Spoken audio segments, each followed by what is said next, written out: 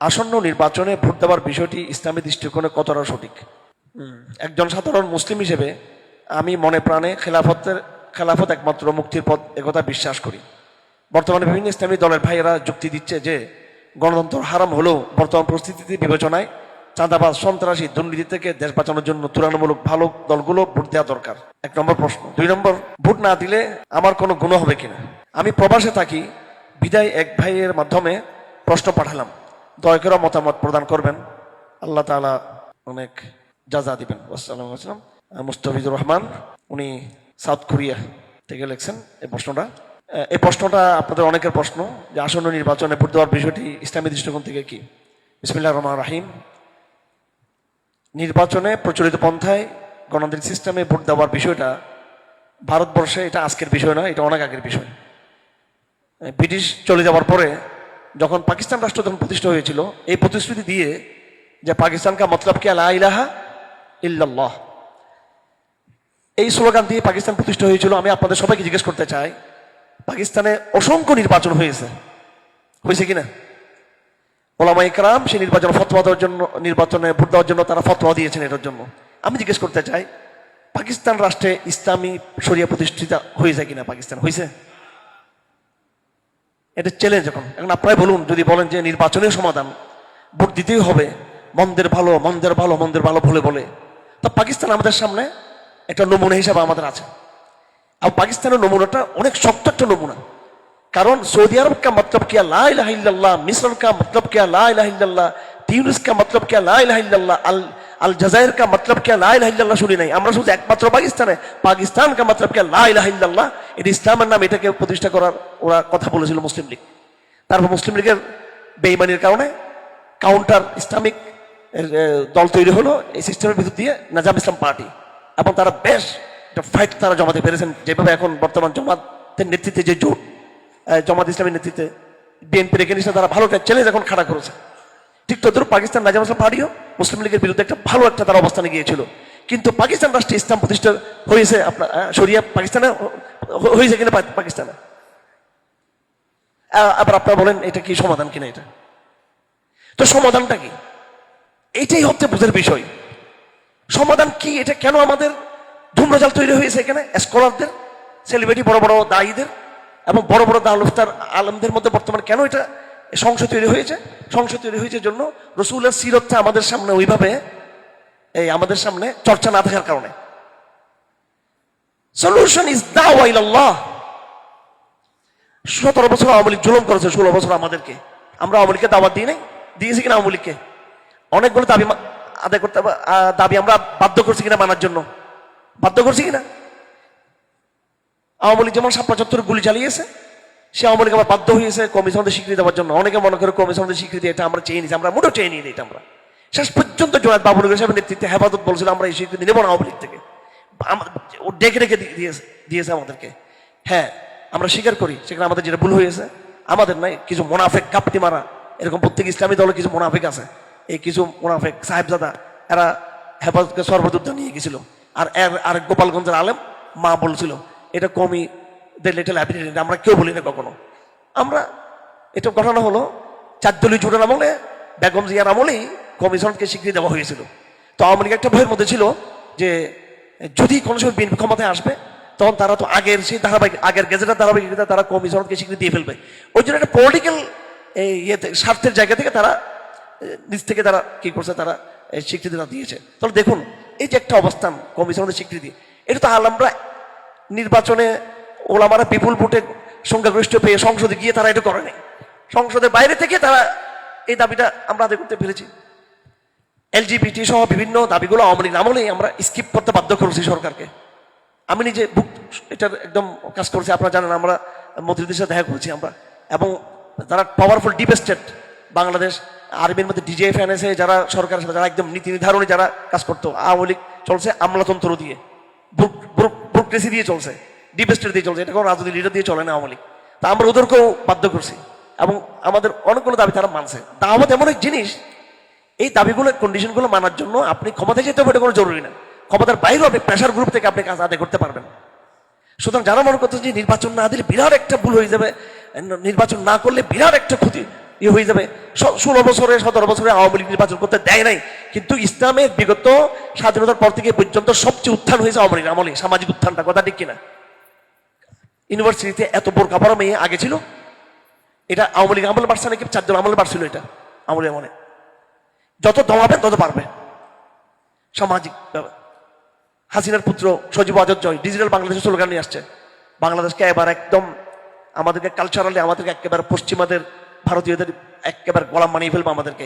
ও digital পন্থাই আল্লাহ পাক জেহাদি চাতাকে বাংলাদেশ উত্থান করেছে, কথা ঠিক কিনা?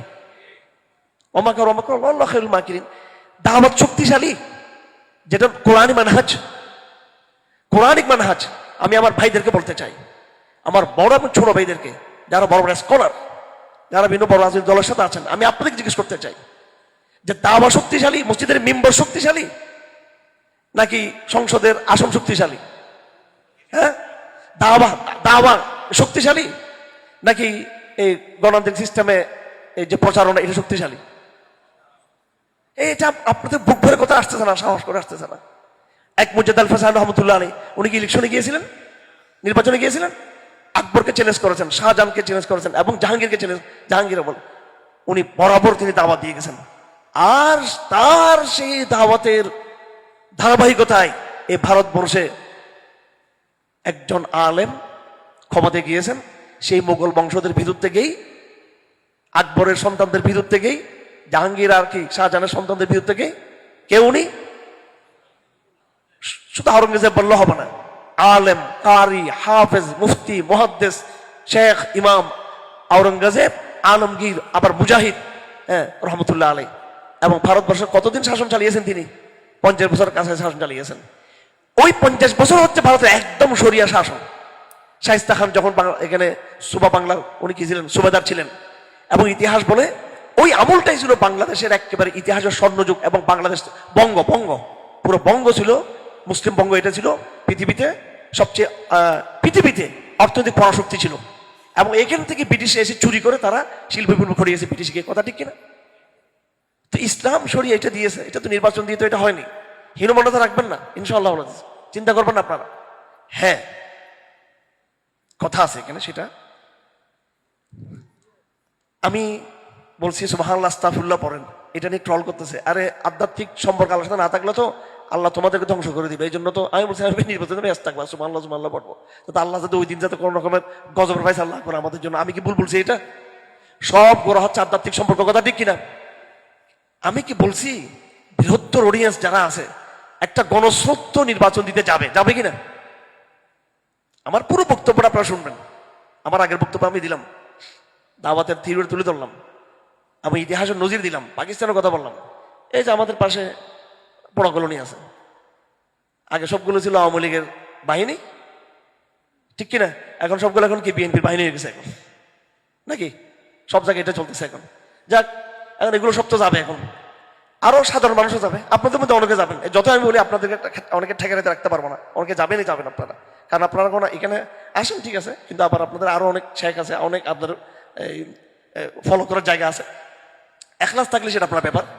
বৃহত্তর জনগোষ্ঠী যারা নির্বাচন করতে যাবে, যারা কোনোভাবেই এই মূল আমাদের দাওয়াতি ফর্মুলাটা বুঝতেছে না, আমরা তাদেরকে কি বলবো? তাদের জন্য এই কথা বলা যে তোমরা মন্দের ভালো নির্বাচন করিয়ে দিলে, যখন তুমি দিবাই তো তুমি একজন ফাসেককে দিবে কিনা, একজন কাফেরকে দিবে কিনা, তুমি একজন ইসলাম বিদ্বেষী দিবে কিনা, তুলনামূলক তখন আসছে যে মন্দের ভালো।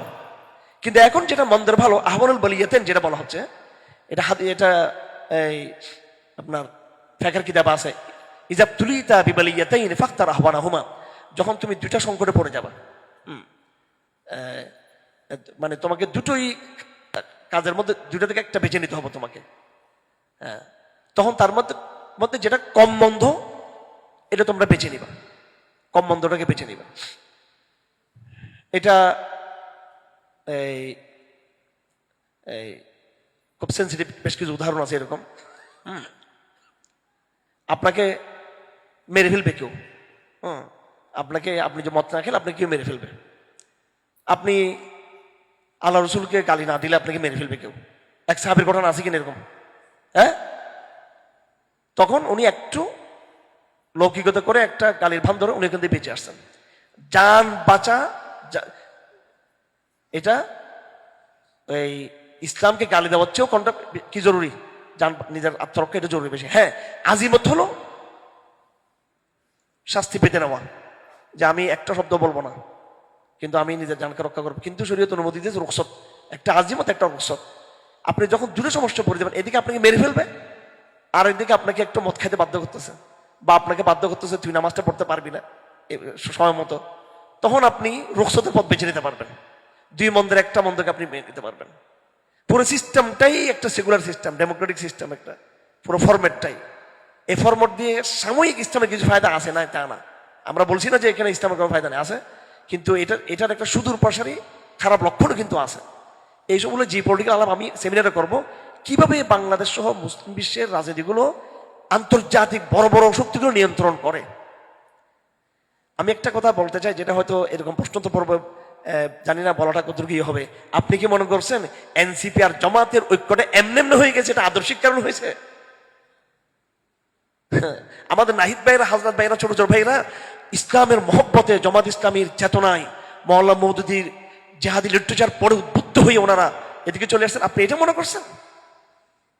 কিংবা এটা মনে করছেন যে বিএনপির চাঁদাবাদীর থেকে একমাত্র আশ্রয় ছিল জামাত ইসলামী? ওরা ভালো করে জানে বিএনপির এগেনস্টে তারা নিজের একটা শক্তি, কিন্তু জামাতের দরকার নেই তাদের, কিন্তু একটা ঐক্য তাদের হয়েছে।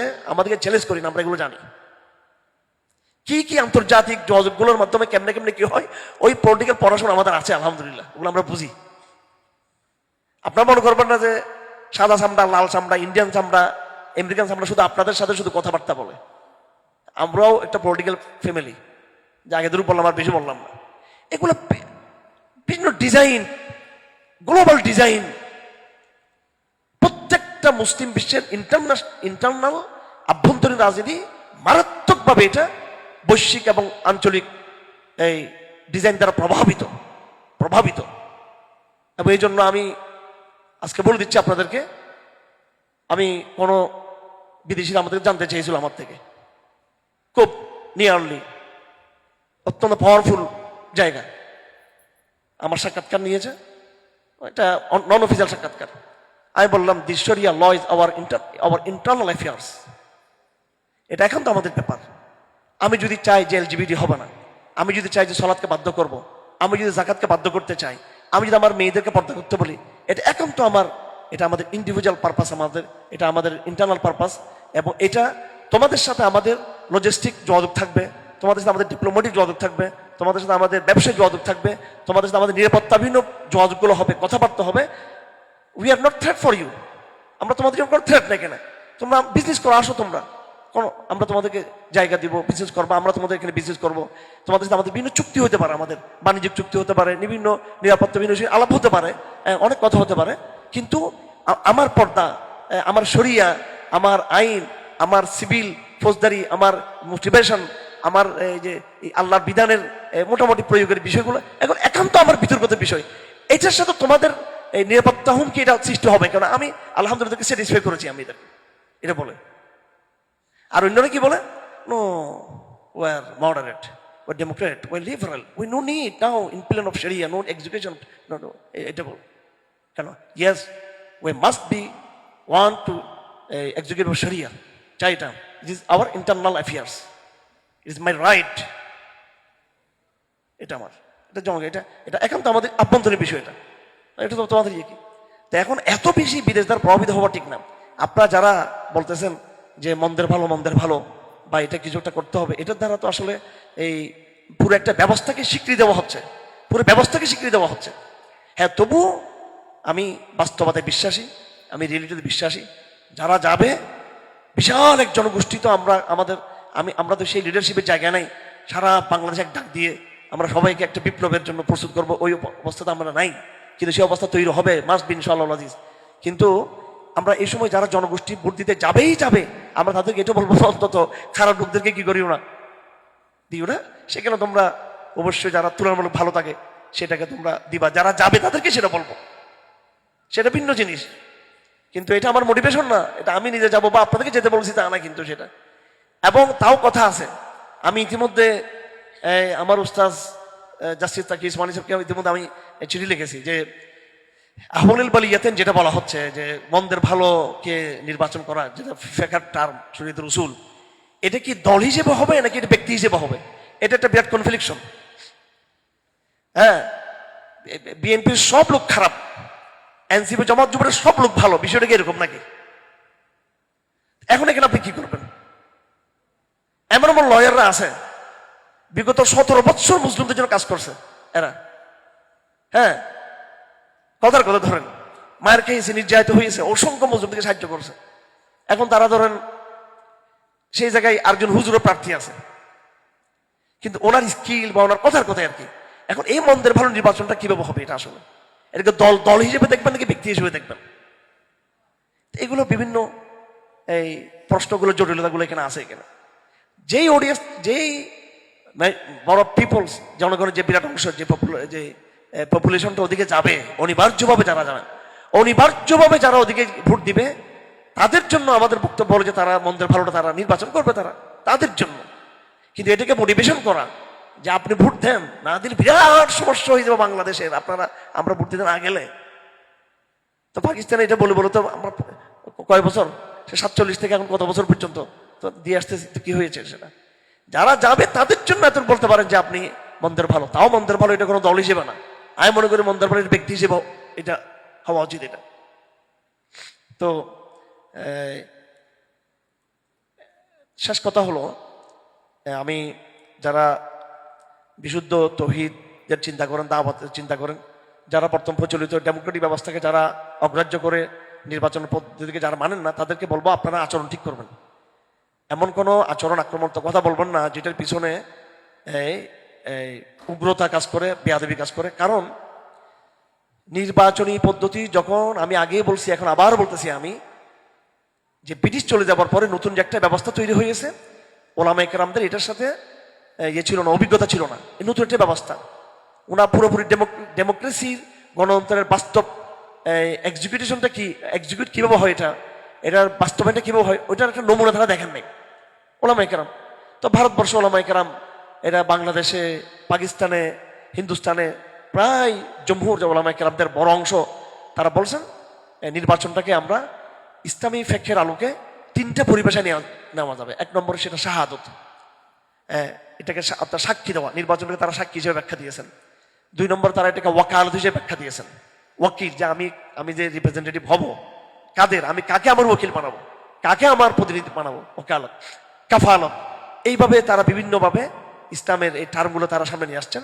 তো এটাকে ইসলামাইজেশন তারা একটা ফতোয়া দিয়েছেন, because that was the new trial. এটা রাষ্ট্রের একটা নতুন একটা অভিজ্ঞতা ছিল, এটা একটা নতুন। এখন এই অভিজ্ঞতাটা, এটা একটা আমাদের যেটা এক্সপিরিয়েন্স, যেটা মানে আমাদের যেটা অভিজ্ঞতা, যেটা ছিল আমাদের, এখন এই অভিজ্ঞতা দীর্ঘদিন হয়ে গেল, অভিজ্ঞতার ভিতর দিয়ে আমরা ব্যর্থতা পাচ্ছি। এখন এটা হয়ে গেছে এক্সপেরিমেন্ট হয়ে গেছে। এটা একটা, এই এক্সপেরিমেন্টটা আমি বারবার বলছি, এটা ফেল এক্সপেরিমেন্ট। এটা একটা এই পরীক্ষাটা ব্যর্থ হয়েছে। এখন বারবার পাকিস্তানের জনগণকে বলা হয়েছে, বাংলাদেশের জনগণকে বলা হয়েছে ইসলামের দিকে তোমরা ভোট দাও, কখনো সেটা হয়ে ওঠেনি। এবং যেখানে যেখানে হয়ে উঠছে, আলজেরিয়াতে হয়ে উঠছে, সেটার আবার রিয়েকশন হয়েছে। সালভেশন ফ্রন্ট বিপুল বিজয় লাভ করার পর তার এখনো পর্যন্ত তার ইসলামের ক্ষমতা যেতে পারে নাই। সেটা রিয়েকশন হয়েছে তিউনিসিয়াতে, সেটা রিয়েকশন হয়েছে মিশরে, একদম ক্ষমতা চলে গিয়েও ক্ষমতা ধরে রাখতে পারেনি। তারপরে এরদোগান যেটা করেছেন সেটা হলো উনি কমপ্লিট একটা আপোষের মধ্যে তাকে যেতে হয়েছেন। এমন গণতান্ত্রিক নির্বাচনে ইসলামকে তিনি বিজয় করতে চাচ্ছেন, যেখানে ইসরায়েলের মতো রাষ্ট্রকে তাকে কি করতে হয়েছে, তার সাথে চুক্তি করতে হয়েছে তাকে। আপনারা জানেন মুসলিম বিশ্বের একমাত্র রাষ্ট্র হচ্ছে বড় রাষ্ট্র তুরস্ক, যার সাথে ইসরায়েল কি আছে, সম্পূর্ণ কি আছে, কূটনৈতিক সম্পর্ক আছে তাদের, আছে না নেই, ন্যাটো সদস্য কিনা। তো আপনি কত ছাড় স্যাক্রিফাইস করেছে তুরস্ক, আফগানিস্তান সৈন্য পাঠিয়েছে তালেবানদের বিরুদ্ধে, অনেক ছাড় তুরস্ককে দিতে হয়েছে। এবং এখনো সোমালিয়াতে তুরস্ক রক্তেছে। হ্যাঁ, তুরস্ক কিছু কিছু ক্ষেত্রে তুরস্ক আমাদের স্ট্র্যাটেজিক ফ্রেন্ড, অবশ্যই। বাংলাদেশ কনটেক্সটে তুরস্ক বাংলাদেশের জন্য অনেক দরকার। কিন্তু এটা আবার অন্যদিকে তুরস্কের কিছু ভুল রাজনীতি কিন্তু আছে মুসলমানদের। এখন এত স্যাক্রিফাইস করে, এত বাদ দিয়ে ইসলামকে আপনি কতটুকু আর হেল্প করবেন? এটা অনেক জটিল বিষয়গুলো। গণতন্ত্রে যদি আমরা হিসাব মিলাই যে গণতন্ত্রের মাধ্যম দিয়ে, ভোটের মধ্য দিয়ে ইসলামকে বিজয় করার সামগ্রিক ইতিহাস কিছু আমরা সামনে রাখি, এখানে অবশ্যই কিছু সফলতা আছে। জামাত ইসলাম বাড়ি কিছু ভোট পেয়েছিল, বাংলাদেশের জামাত ইসলাম কিছু ভোট পেয়েছিল, 4 দলীয় জোট এখানে এসেছিল, আর দোকানের নজির এখানে আছে, কিছু নজির আছে। কিন্তু যতটুকু ভালো নজির আছে এখানে, তার চেয়ে অসংখ্য বেশি নজির হচ্ছে খারাপ নজির, এটার ব্যর্থতার নজির, এটার কথাটা কিনা। সেজন্য আমরা একটু হিম্মত করি, সাহস করি, আমরা নবুবতী মানহাজে আমরা কি করি, আমরা স্থির থাকার চেষ্টা করি ইনশাআল্লাহ। আমাদের কথা হচ্ছে যারা ক্ষমতায় আসুক, বিএনপি আসুক, তাকেও আমরা দাওয়া দিব, নসিহা দিব। জামাত ইসলামে আসুক, তাদেরকে দাওয়া দিব, কি দিব, নসিহা আমরা দিব। ঠিক আছে? তো আপাতত পলিটিক্যাল স্ট্যান্ড হচ্ছে আমাদের, এটা একটু বলে ফেলি, এটা হচ্ছে শব্দটা, এটা আমাদের অফিসিয়াল শব্দ, এখন এটা ইয়ে করতেছি, আমরা থ্রু করতেছি যে অ্যাক্টিভ নিউট্রাল। আমরা হলাম active neutral. Active, we are neutral but active. আমরা এই লড়াই আমরা নিউট্রাল। কারণ আমি যদি এখন পুরো তারেকদের মঞ্চে গিয়ে যদি বলি যে আল্লাহ পাক ওনাকে জিয়া রহমান আপনার কাছ থেকে দেশনাথে আপনার নেতৃত্বে আমরা এখন চাইছি আমাকে ভালো কল্যাণ হবে, তাহলে বিরাট একটা অংশকে কিন্তু আমরা হারিয়ে ইয়ে করবো কিন্তু। কারণ আমাদের এনসিপির ভাইদেরও, আমাদের এদেরও হেদায়েত কামনা করি আমরা, জামাত ইসলামীদেরও আমরা ভালো কিছু আশা করি।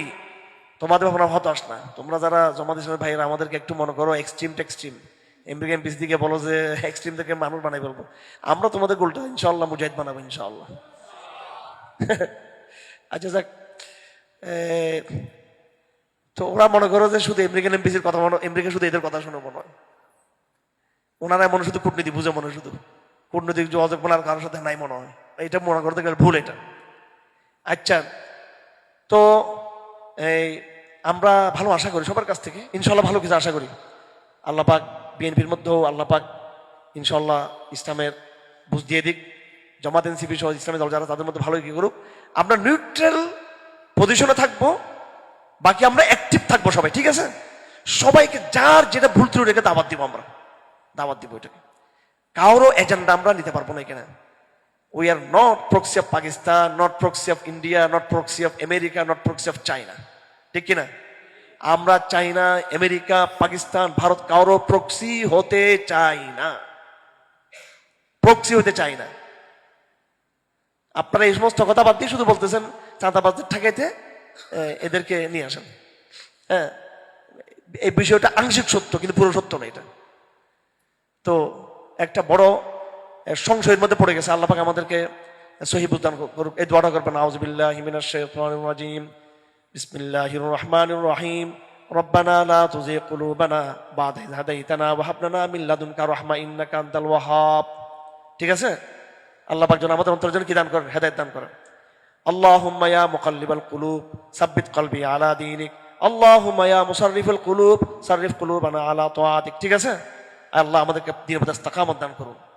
আমরা দাওয়াতের কথা বলতে চাই, নিশ্চয়ই এই জনতার স্রোতে মানুষ আমাদেরকে ভুল বুঝবে যে এই লোকগুলো বুঝে না, কিছু বুঝে না এরা, কিন্তু যত আমাদেরকে অবুঝ বলুক, আমরা মূল হেদায়েতের জায়গায় থাকি ইনশাআল্লাহ আজিজ। আল্লাহ পাক এই দেশের কল্যাণজনক কোনো একটা কিছু করবে ইনশাআল্লাহ, আমরা হতাশ না হই আমরা।